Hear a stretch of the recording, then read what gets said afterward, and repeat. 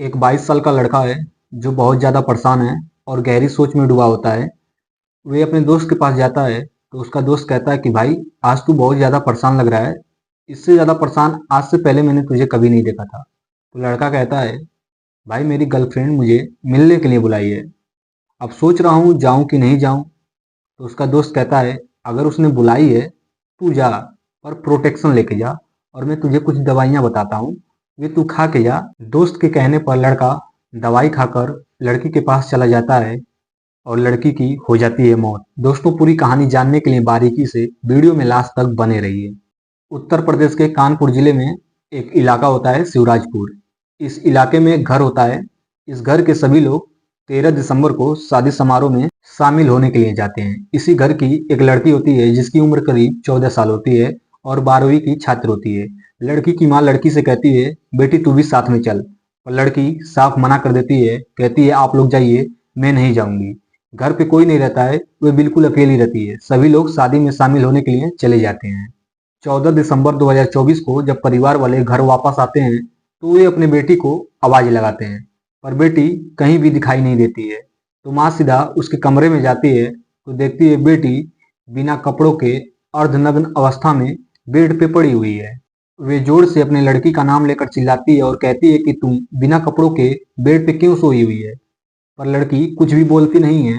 तो परिवार वाले भी पीछे आ जाते हैं, पर जब लड़की को अर्धनग्न अवस्था में देखते हैं तो पीछे हट जाते हैं।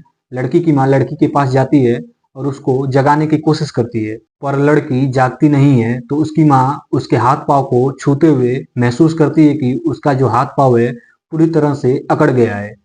तो वे सोचती है कहीं इसको ठंड तो नहीं लग गया है। तो बाकी सदस्यों को चिल्लाकर बुलाती है और उसके ऊपर एक चादर उड़ा देती है। बाकी सदस्य भी आते हैं तो लड़की को जगाने की कोशिश करते हैं, तो लड़की जागती नहीं है। तो परिवार वाले तुरंत पुलिस को फोन कर देते हैं। पुलिस तुरंत मौके पर वहां पर पहुंचती है और लाश को अपने हिरासत में लेकर उसे फोरेंसिक टेस्ट के लिए भेज देती है। और पुलिस वाले परिवार वालों से और बाकी लोगों से पूछताछ करने लगती है। और परिवार वालों से पुलिस वाले पूछते हैं कि आप लोग कहाँ थे। तो परिवार वाले बताते हैं कि हम लोग 13 दिसंबर को एक शादी समारोह में गए थे और 14 तारीख को जब सुबह 8 बजे हम लोग घर में आए तो देखें बेटी कहीं दिखाई नहीं दे रही है। और लड़की की जो माँ है वो उसके कमरे में गई तो बेटी बेसुध अर्धनग्न अवस्था में अपने बेड पे पड़ी हुई थी। पुलिस वाले कहते हैं कि लड़की के अलावा घर में कोई भी नहीं था क्या। तो लड़की की माँ कहती है रोते हुए कि नहीं, सिर्फ मेरी लड़की ही थी। हम लोगों ने इससे कहा था चलने के लिए, पर ये राजी नहीं हुई, कही कि मैं आज घर पे ही रहूंगी, आप लोग जाइए, मेरा जाने का मन नहीं है। पुलिस वाले परिवार वालों से बातचीत ही कर रहे थे कि तब तक फोरेंसिक टेस्ट की जो रिपोर्ट होती है वे आ जाती है। रिपोर्ट में साफ साफ पता चलता है कि लड़की के साथ 7 घंटों तक किसी ने रेप किया है। पुलिस वाले परिवार से कहते हैं कि तुम्हारी लड़की की मौत ठंड की वजह से नहीं हुई है, बल्कि इसके साथ किसी एक व्यक्ति ने 7 घंटों तक रेप किया है। जब परिवार वाले ये बात सुनते हैं तो वे बहुत ज्यादा चौंक जाते हैं और रोने लगते हैं।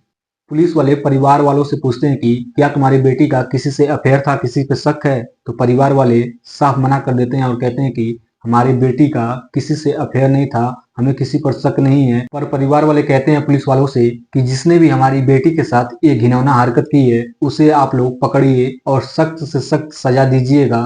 पुलिस वाले परिवार का हौसला बढ़ाते हुए कहते हैं कि हम जल्द ही आरोपी को पकड़ लेंगे। उसके बाद पूरे कमरे को पुलिस वाले अच्छे से चेक करते हैं तो उनको एक दवाई की रैपर मिलती है जिसे खाकर इंसान अपना पावर बढ़ाता है।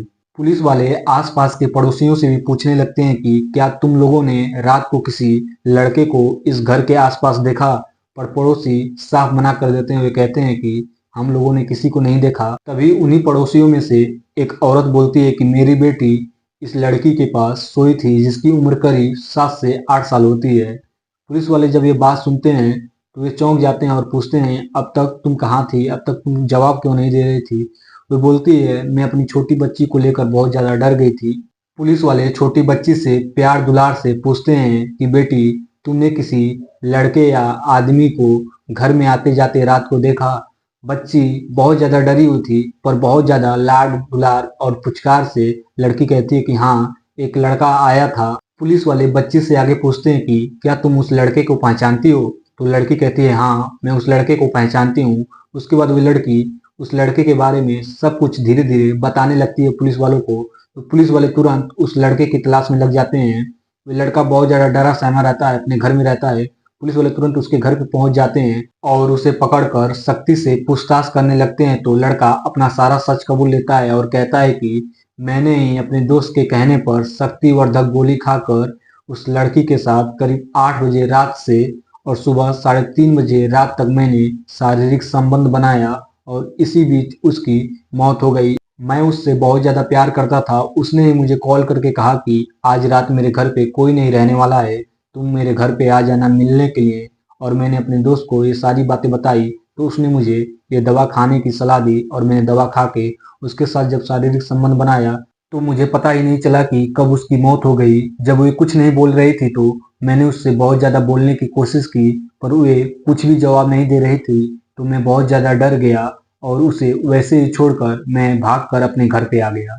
पुलिस वाले लड़के से कहते हैं कि अब तुम्हें जेल होगी। तो लड़का कहता है कि मैंने उसकी सहमति से संबंध बनाया है, मैंने कोई गुनाह नहीं किया है। पुलिस वाले कहते हैं हाँ, तुमने माना कि गुनाह नहीं किया है, पर लड़की की उम्र अभी 14 साल थी और वे बालिग नहीं नाबालिग थी।